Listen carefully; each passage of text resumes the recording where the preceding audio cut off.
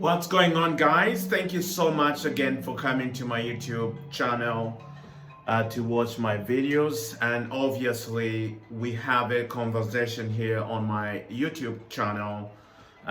Make sure you comment, you like, we want to talk. Okay. Part 2 of William Barr's interview on Fox News with Howard Kurtz. Okay, it just aired within an hour ago. This is part 2. Now this is very short. This is short, and I want to make it like that. This is in response now to Trump after William Barr has made rounds of interviews on different media, okay, on different TV stations and all that stuff. So Trump has fully come to criticize William Barr, okay? And here's some of what Trump has said about William Barr in light of this new book and these interviews he's doing. And this is how Bill Barr responds today. Okay, let's roll the tape.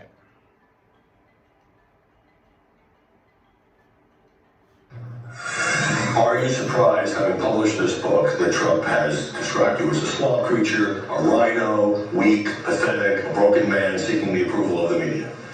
No, it doesn't surprise. Rhino, weak, seeking the approval of the media.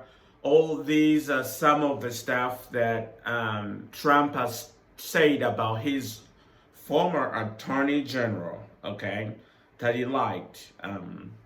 And let's hear what he responds. Does it bother you? No, it doesn't bother me because he says these kinds of silly attacks on everybody. Okay, let's stop it right there. Pause it. William Barr is saying Trump.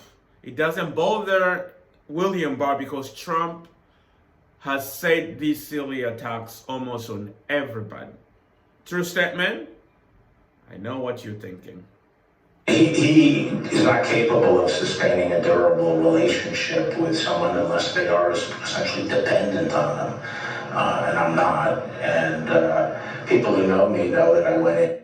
So Trump, according to Barr, is not able to sustain a relationship unless people are dependent on him, which is actually true.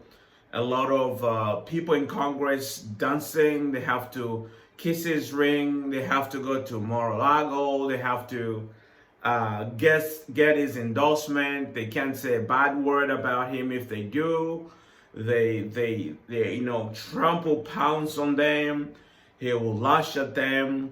And Trump, when you criticize him, he comes after you, even if what you're saying is true. The media, some of the media has even played his words, Trump's own words. Still Trump attacks and doesn't believe sometimes, even he contradicts even what he said, even if it's on video. To take the job at the department, not really caring what people thought. I don't care what the media thought, what Congress thought, what the president thought. On criminal justice matters, I'd make the decision based on what I thought was right, and that's what you need in an attorney general. The media's favorite question now, I would say, and you alluded to this earlier, should you have quit earlier and gone public with the very grave concerns that you describe in this book? Any regrets on that? No, because I didn't have grave concerns before the election. I thought, he was a tough boss to deal with. I wonder what now the prophets are still saying.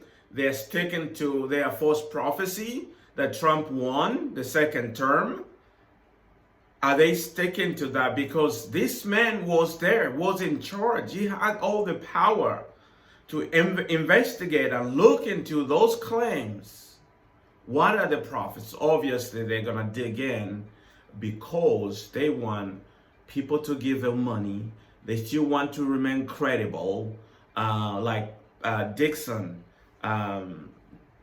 Dixon gave a 30-day prophecy about Biden out of office, and Nancy Pelosi dying and all that stuff, and Trump come in. There was another one that I see Air Force One carrying Trump. I had dream. He talks about dreams that are not from God, and yet he feeds the audience. He feeds his followers, and his followers they latch on to that. Okay, they don't question anything. If I do videos like I do here, I get attacked. It's like, you're attacking the prophets. You're attacking. No, this is exposing false prophecy. Okay? And that's what I'm doing. But his policy, the things were worked out. His policies were sound. I thought we had a lot of accomplishments. It was his style. It was his style that was rankling. But you don't go out and say, I think the president acts like a jerk a lot of the time. A lot of people already understood he acts like a jerk a lot of the time. But if he's saying publicly, he accuses Trump to act like a jerk, okay? And he says everybody, or at least people, knew that Trump acts like that, and he did not like that type of style. But he said the policies that Trump put forward, I believe in them, I agree with them, he pursued those out. But he says in part one of my video, he says the moment of the light bulb was after Trump lost the elections, and Trump was unraveling. Prosecute Obama, prosecute Biden, step in on behalf of any number of political allies. I know you say you have a kind of a thick skin about this, but didn't it reflect poorly on you as Attorney General? well, no, because that was in May where, after I dealt with the Flynn matter, he came out and he started talking about the need to prosecute Biden and Obama. And I got to give. You hear that? In May, after Michael Flynn, after the Justice Department of the United States under William Barr intervened in Flynn's case, right? Trump comes to William Barr, or he calls William Barr and says that there is a need to prosecute Obama, prosecute Biden. I mean, these are former presidents. On what grounds? That was in May. On what grounds are you going to do that? This is even before the elections. Okay? We live in democracy. I mean, the president can't just tell the attorney general to prosecute somebody with no crime. Okay? Or investigate or something. Or at least they look into on what crime, on what grounds. Like on rally after rally, Trump will say, Hillary Clinton should be in prison, is a criminal, Obama is a criminal, Biden is a criminal. But William Barr, at least he had his conscience and stuck to his work and his duty as the chief law enforcement officer of the United States, and he say, no, I am not going to do it. Let's continue. Press conference at that point where I laid out what I was going to do between then and the election. I said, there's no way the department's going to be used as a political weapon in this election. The American people are going to have a free choice to make, and we're not going to use the criminal justice process.